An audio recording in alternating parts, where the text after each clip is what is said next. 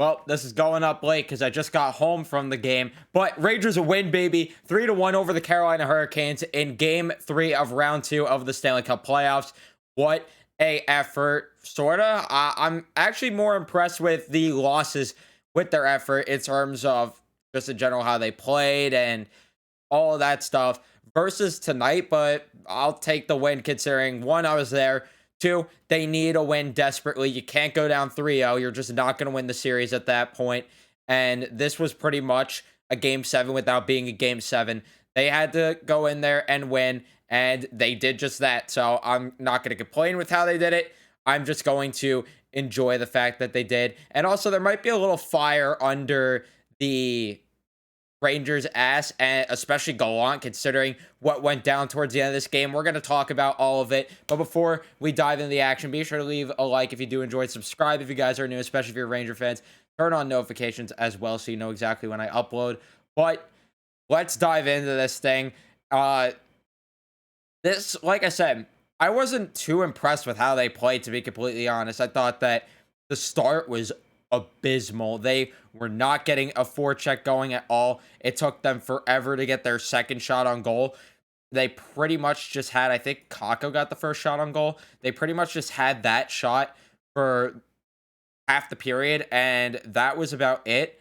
It was disgusting. I did not like the way that they played at all in that period, if I'm being honest, as I try to get what I usually get up so I could see the shots in the period, but apparently that's not a thing right now. Anyway, I digress, but I think that overall the first period was just not that great. There we go. 17-13 in favor of Carolina for shots. The Rangers, in those 13 shots, they didn't have any noticeable ones. Igor had to make huge saves. I don't remember. I think it might have been the first period where he made that insane, I think it was a paddle save on Kotkaniemi. But overall, the first period was not that impressive at all. Defensively, you've been seeing the Rangers play more defensive hockey, and the fact that they're letting up 17 shots in one period while playing defensive hockey, unacceptable. Like I said, the forecheck barely got going, but the Rangers did get on the board because they did get a power play in this period, and surely enough, I think it was Brady Shea actually that took that penalty, and Mika Zibanejad finally scores a power play goal from the face-off dot from Panarin and Fox. Beautiful pass there from Panarin to get across to Zibanejad. Zibanejad, he snipes that one home, and that was the only goal of the period. So the Rangers still somehow stood strong. Well, I mean somehow, but it was Igor. But it got concerning, and the second period they allowed more shots and got less shots, but I thought they played better, which is weird. 18-10 in favor of Carolina for shots, but I thought the Rangers actually established a forecheck a bit. I thought that they got going a bit more. They did let Carolina, though, get back into this game a little. I thought the Rangers had pretty solid control, starting with the Kreider goal from Zibanejad and Trouba. Kreider just snipes one over top shelf on Raanta. When are you going to learn to lift the puck? Hopefully that's a lesson. Kakko, I think, in this period had a chance as well on a where he was on a 2-on-1, I think it was, and he doesn't score on it because he didn't lift the puck. You had a 4-on-1 opportunity, and Panarin just completely misplayed the puck. But the Rangers had a lot of chances, and like I said, they ended up scoring. But then the tides turned, and Niederreiter scores from Stahl and Smith, and this one just trickled past Igor, which was weird and unusual. You never see Igor let up a goal like that, but it got Carolina back in it. It was 2-1, and Carolina got all the momentum after that. And it was concerning. The Rangers weren't winning face-offs. They looked bad. But the third period, which was definitely their best period of hockey, only allowing 9 shots, 9-10 in favor of the Rangers for shots in that period.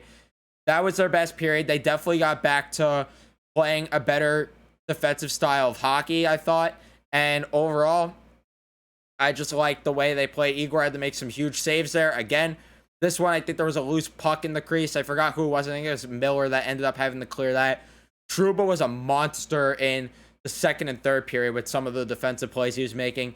I really liked the effort in the third period, and Mott got the empty netter. Finally gets a goal. Maybe he produces a little more offensively because of this, even though it's just an empty netter. But Overall, Rangers hold on and win 3-1. And towards the end of this game, Domi takes a cheap shot at Ryan Lindgren, and then you have a brawl, and Gallant was not happy about that in the post game. He was really pissed off. So, yeah, we might see a bit of a spark coming into game 4, which I'll be in attendance for as well. So, sorry about getting these up late. I ended up spending the day in the city pretty much. So, yeah. Outside of that, there's not really much else to say. I'm sorry that this isn't like my usual analysis. It's harder to really break down everything when you're at the game because, one, you don't get the replays that you do at home, and two, you're just more focused on being there and soaking in the atmosphere, which, by the way, oh, it was a madhouse at the Garden today. That place was, like Kreider calls it, a jungle, and I'm here for it. I loved it, and that's pretty much more what it is when you're at the game. So I didn't really get to get a full in-depth analysis here, so I do apologize about that. But I thought I'd give my quick thoughts either way, but we're not done here. Shots in the entire game, 44-33 in favor of Carolina. Face-off percentage, 59-41 in favor of Carolina. Rangers somehow boosted that a bit up. It was bad.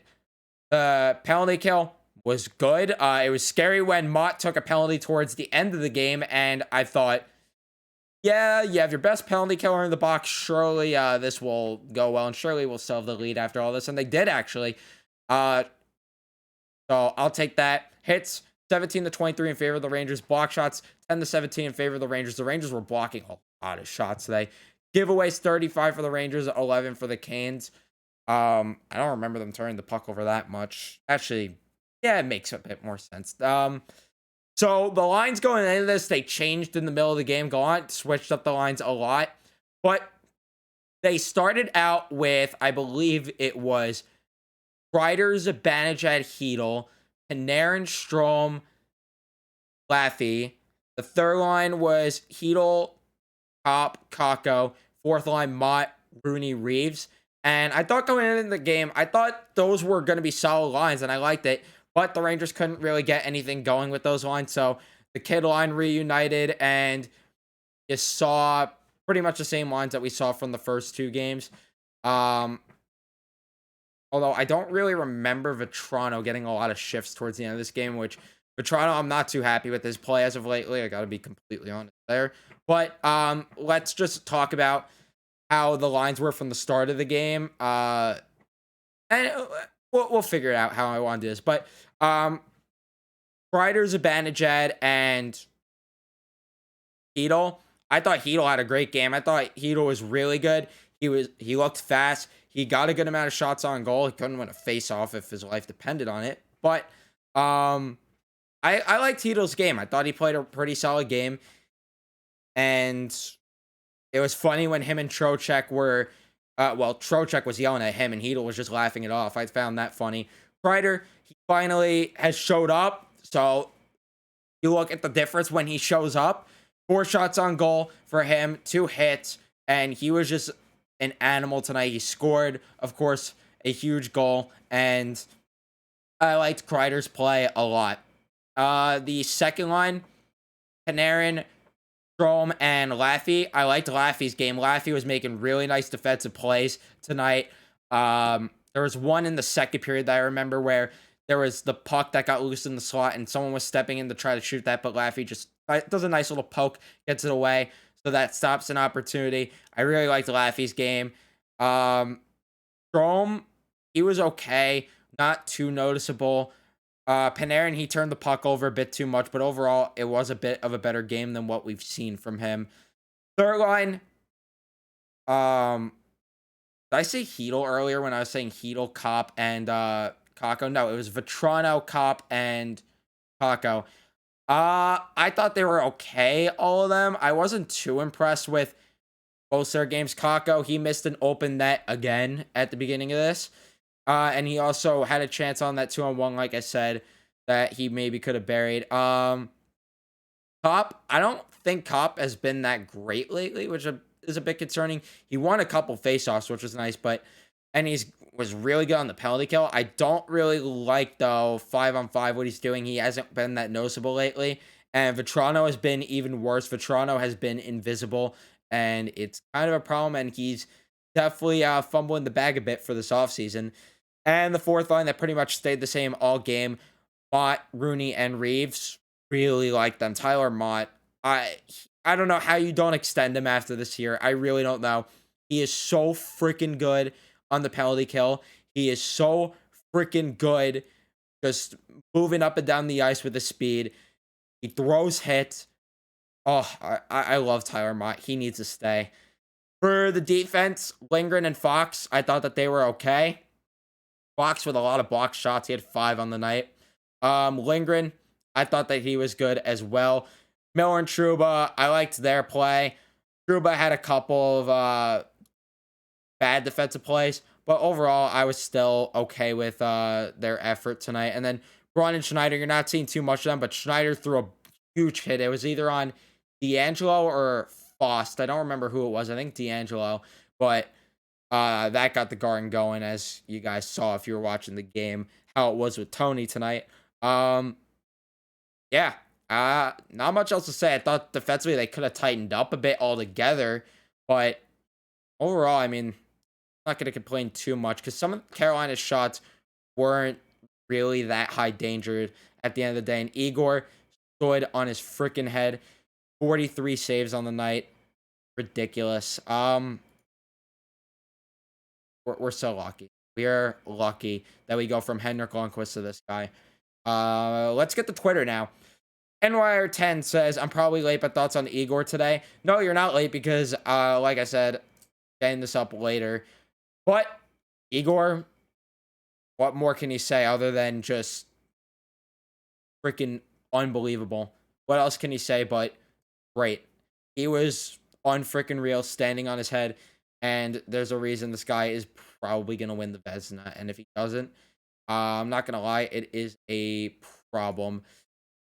Make It a Cry says, good game in general, like the lines. Thoughts on the PK?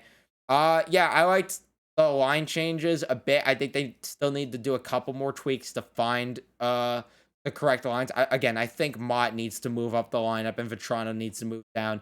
Vetrano has not been that great. Mott has been just everything he could have asked for and more for a guy that we traded, a 3rd or a 4th round pick for? Like, give me a break. And there's a reason Vancouver fans were pissed off when Tyler Mott got traded and they didn't extend him for when he was only asking for like $2 million. Yeah, he needs to stay if he's still gonna keep that asking price. And thoughts on the penalty kill? Freaking great. I cannot complain with the penalty kill. They didn't allow a power play goal. There were times where it's concerning on one of the power plays, but outside of that, they looked really freaking good on the penalty kill. So I was very impressed. Again, Tyler Mott's a guy that fits that penalty kill role very well, and it's going to be hard to find a guy like him if you let him go in the offseason. I can't stress enough how important he is to this team. And you're seeing how much of a difference this team is when he wasn't in the lineup for those first 4 games against Pittsburgh versus from game 5 on. He has been a difference maker, and he absolutely day. New York Style 24, we're not dead yet. I mean, you're not dead until you lose a game at home, and this team goes down 3-1. Do I see them coming back? It's gonna be tough, but they've done it before. But I'm going to still believe, and I believe still though that they're gonna go ahead and go out and win Game 4. Call me crazy, I could be wrong, and if I'm wrong, then it is what it is. I'd rather be wrong and believe in my team right now than be right and have doubt. So that's my take on the game. Let me know what you guys think in the comment section. Talk about things that I maybe didn't mention in the video in the comment section so I could reply and acknowledge it. But that's going to do it for me. Thank you guys so much for watching. If you did enjoy, be sure to leave a like, subscribe if you guys are new, especially for Rangers fans. And I will see you in the next one. Let's go Rangers, baby.